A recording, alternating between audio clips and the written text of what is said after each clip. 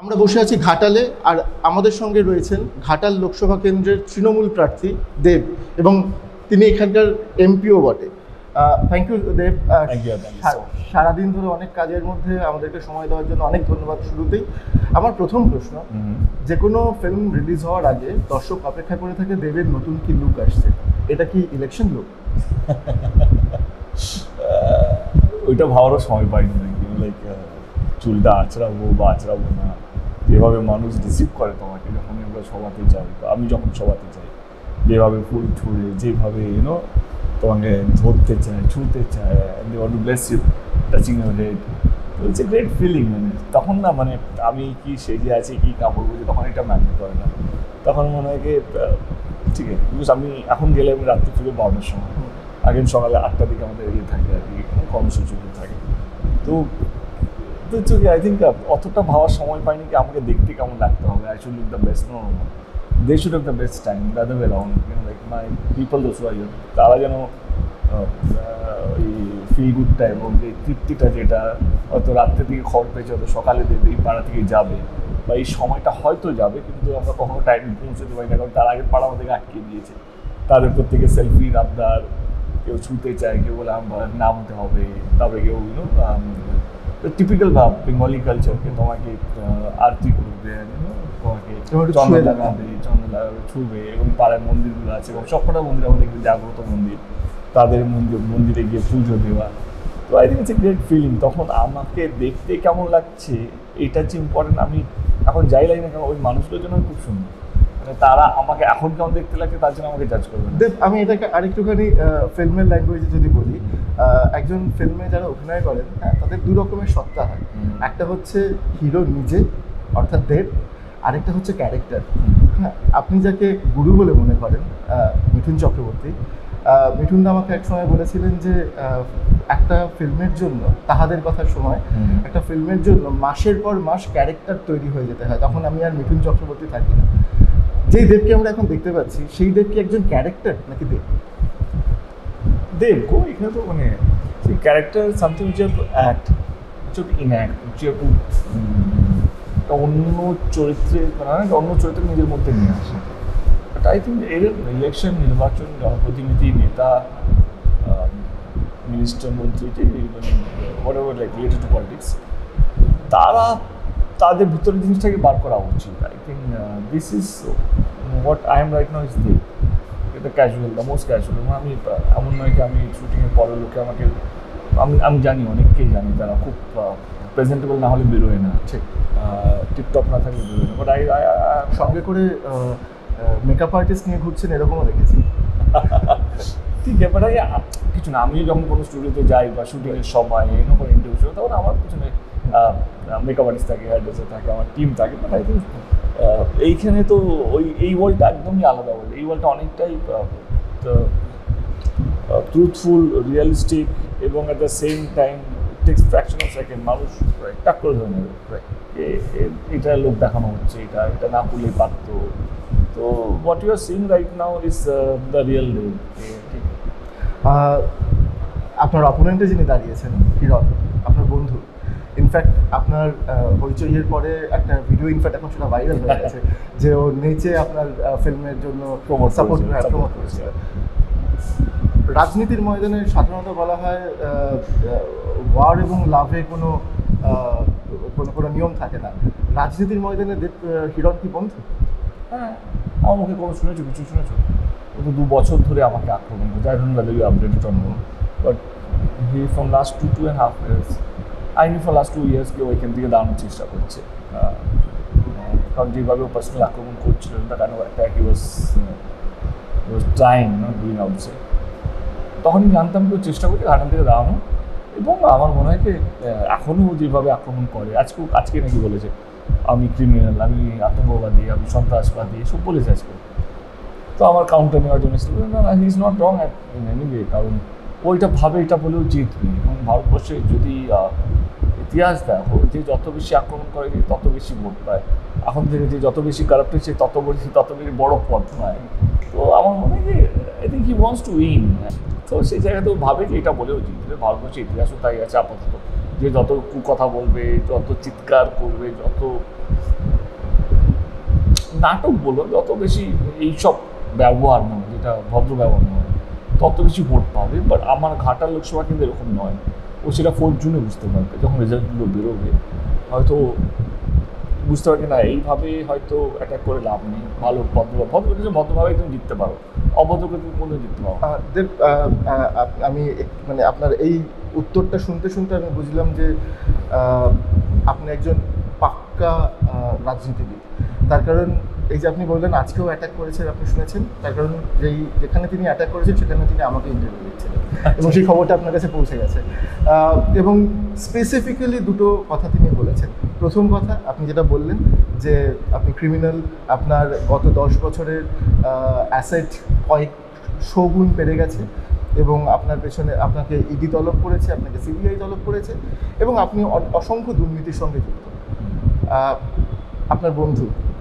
এবং 2 নম্বর তিনি যেটা বলেছেন যে সৌজন্য দেবকে নিয়ে সবাই বলে যে তিনি সৌজন্য দেখান, তিনি দুজনকে সৌজন্য দেখান, 1 মিঠুন চক্রবর্তী এবং 2 বিজেপির পশ্চিমবঙ্গের সভাপতি। এছাড়া কাউকে সৌজন্য তিনি দেখান না। আমি তো ওকেও আজ পর্যন্ত কিছু বলিনি, সেটা তো সোজা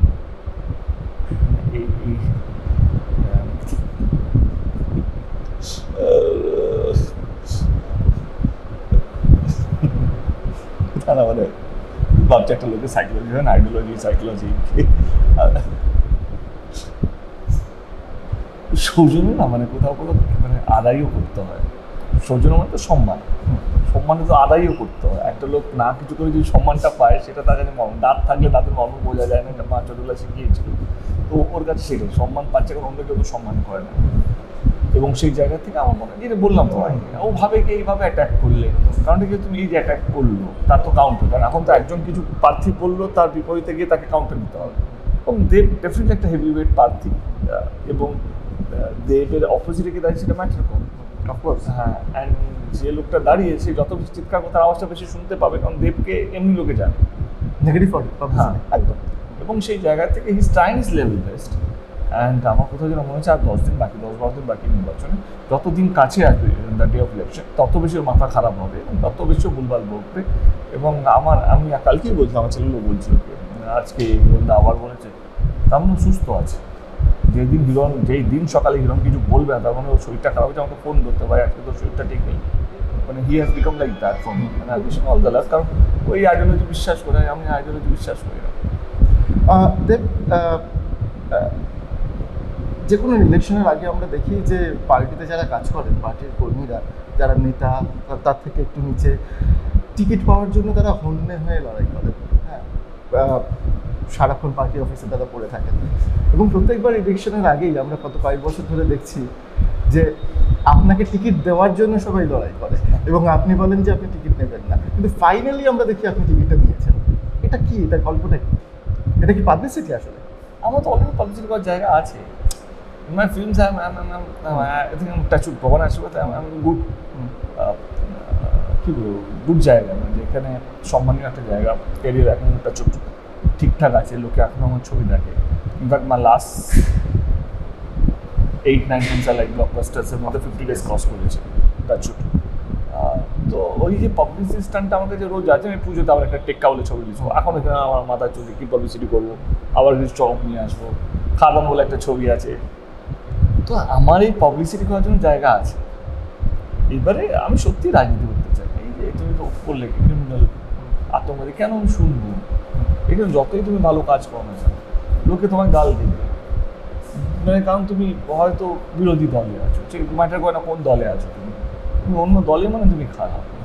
এবং মানুষের প্রত্যাশাও অনেক বেশি, যে মানুষ ভাবে এমপিরা ভগবান, আমার বাড়িতে সামনে রাস্তা নেই তো রাস্তা করে দেবে, ঘাটাল মাস্টার প্ল্যান, ভোট দিয়েছি হয়ে যাবে, দেবী করবে।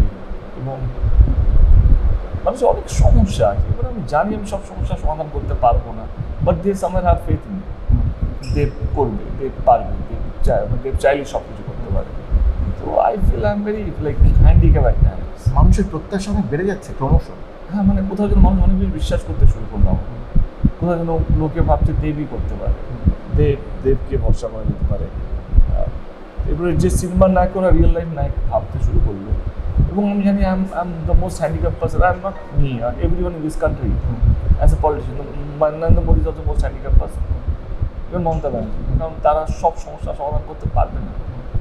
এই people who has the maximum number of power, তারা যদি সমস্যা সমাধান করতে পারছে না, ও নয়। এবং আই ফিল দ্যাট কি আর আমি I could not able to solve a single problem, not me, anybody for that matter. যে কোনো প্রতিনিধি সে তার অঞ্চলের সব সমস্যার সমাধান করতে পারবে। অনেক কিছু রকম, কিন্তু আমি বলি পাঁশকুড়া থেকে তুমি ঘাটাল যে রাস্তাটা হলো, সে তো 4 লেন রাস্তাটা, ব্রিজ হয়েছে, 100টার মতো ব্রিজ হয়েছে, কিন্তু যেহেতু ঘাটালটা পুরো নদীর শহর বলা যায়, চারদিক থেকে নদী দিয়ে ঘেরা, তো এভরি 200 মিটার একটা এদিক থেকে ওদিকে একটা কাটালি, so that too is the time. এবার আমি দেখছি সবটা না পসিবল না, এবং আমার কষ্ট হয়, এবং সেই জন্য আমি রাজনীতি ছাড়তে চাইছিলাম। তো সেই জন্য দিদি ছাড়েনি, সেটা দিদি নিজেও বলেছিল। অন্যরা যদি না বেরোতে পারি তাহলে কী করলাম, তো এমন একটা কাজ করি যাতে মানুষের ভালো হবে। তো আমরা ঘাটাল মাস্টার প্ল্যানটা দিদিকে বললাম যে at least I have to face the people, at least I have to go with some work, right? It's such a huge project, মানে 100 বছর আগেকার যে সমস্যাটা Ghatal master plan, she said yes to it and she came over here. নিজেই announce করলেন যে আমরা করছি, এবং অভিষেকও তারপরে number 2 in the party, even he said that state government will do it.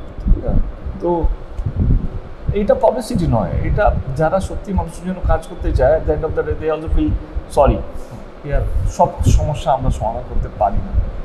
আমার লাস্ট প্রশ্ন,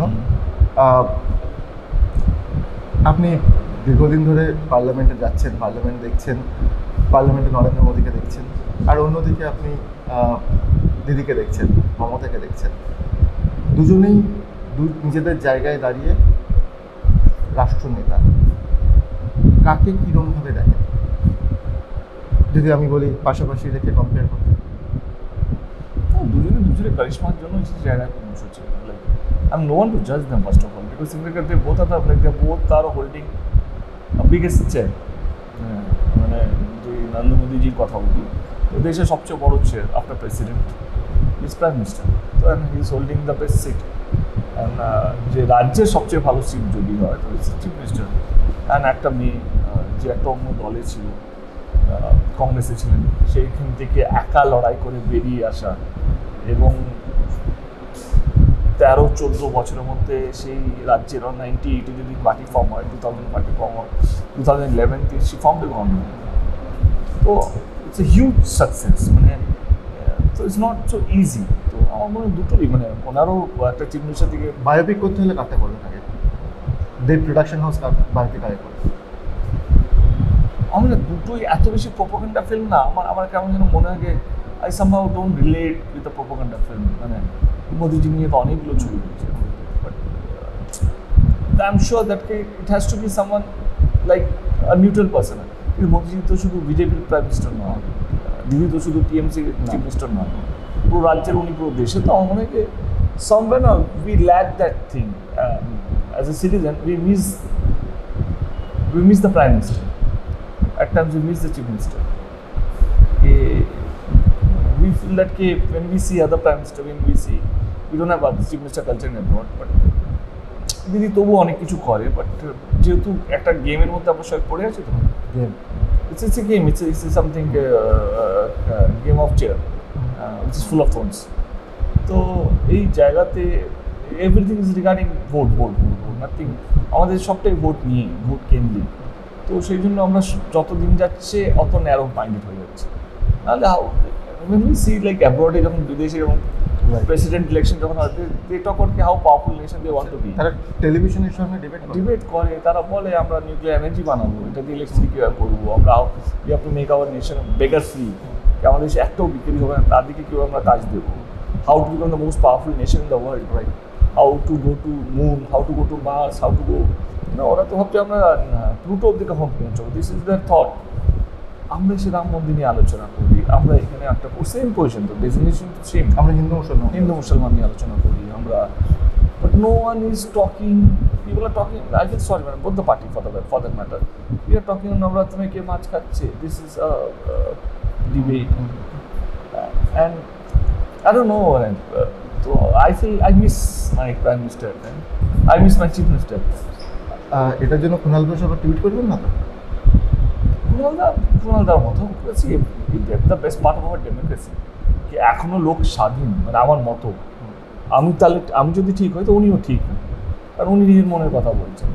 তো you have to respect each others vocal for local. মানে আমি শুধু বলে গেলাম আমার কথাই সবাইকে শুনতে হবে না, নো রং, বিকজ আমি যদি আমার মনের কথা বলতে পারি তো ওয়াই কান he has all the right. So আমার মনে হয় সবাই কথা শোনা উচিত। সব কথা যে আমার ঠিক তা তো নয়, সব কথা যে ওনার ভুল তাও নয়। তো কিছুটা ভালো কিছুটা খারাপ, let's put it to the audience, let them also জাজ না। মানে আমরা এত বেশি স্পুন ফিট করে দিয়েছি কি ধর্ম এটা ধর্ম, তুমি হিন্দু তুমি। আমি একদিনই বলছিলাম কিন্তু লাইক আজকাল বাচ্চারা যারা 3, 4, 5, 6, 7, 8 স্ট্যান্ডার্ড, তারা জানে কি তার পাশে যেটা হিন্দু না Muslim. In our days we never even thought. আর বাবা মারাও আমাদেরকে বলতো না কে হিন্দু মুসলিমের সব বন্ধু করি। আমার few of my best friends are Muslims. They used to eat with me, they used to sleep with me 90% of the day vacation আমার বাড়িতে এসে থাকতো।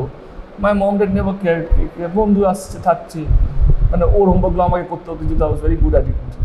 এবারে ওর বাড়িতে ব্যাট বল থাকতো, আমরা স্কুল ছুটি হওয়ার পর আমি শিওর দ্যাট এরকম অনেকগুলো বাড়িতে হয়েছে। আর তার বাড়িতে ক্রিকেট ব্যাট বল নিয়ে আমার বাবা মাকে বলতাম না, ওর বাবা জানতো, ওর বাবা মারা বলতো না, সাপোর্ট করে দিত চলো। তো this was our childhood, and today childhood everyone knows who is sitting next to you, কে হিন্দু কে মুসলিম।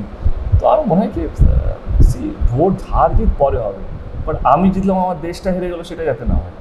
মানে we have to win together, and we have to win. How we can win only যখন আমরা সবাই একসাথে লড়ছি।